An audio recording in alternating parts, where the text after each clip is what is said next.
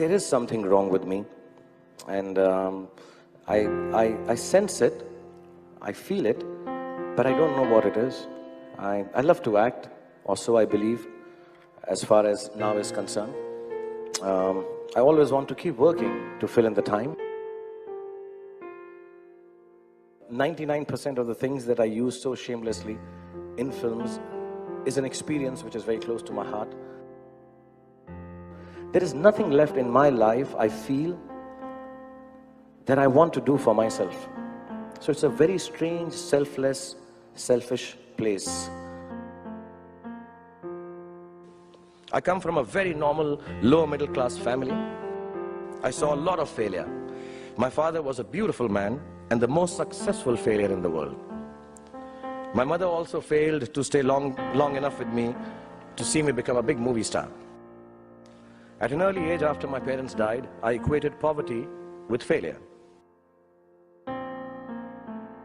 And I somehow developed this sense of detachment, the sense of false bravado, which I show in public, to cover up this sadness affecting my life.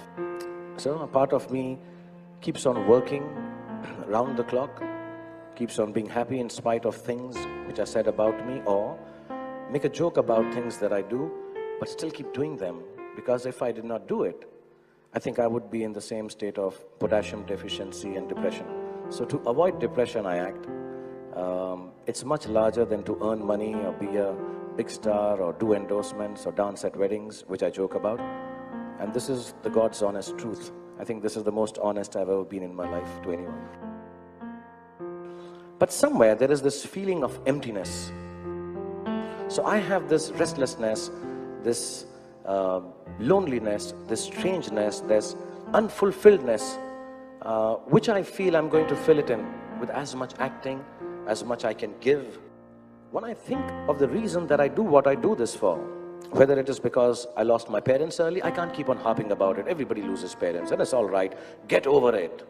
The reason to go and act is not, like I said, the crores or number 1, number 2 or number 203 or 40, 45 and 100 crore and 200. Nah, I don't want it anymore. I've got everything, much more than a boy sitting on the roundabout in Kamani Auditorium watching cars go by because his father can't afford to buy a film ticket. Can have. You can't take that away from me.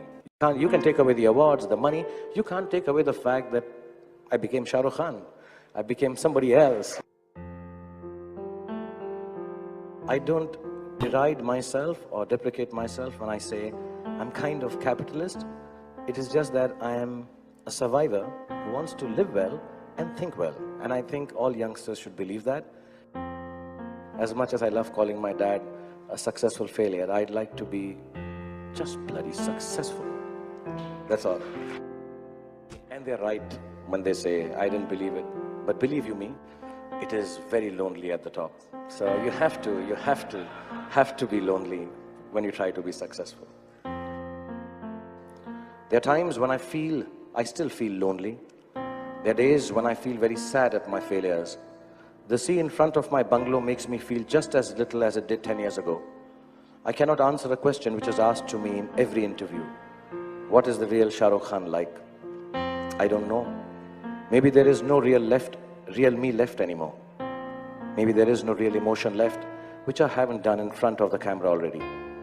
Maybe I'm just an act now. Only those who love illusion and know it will go far.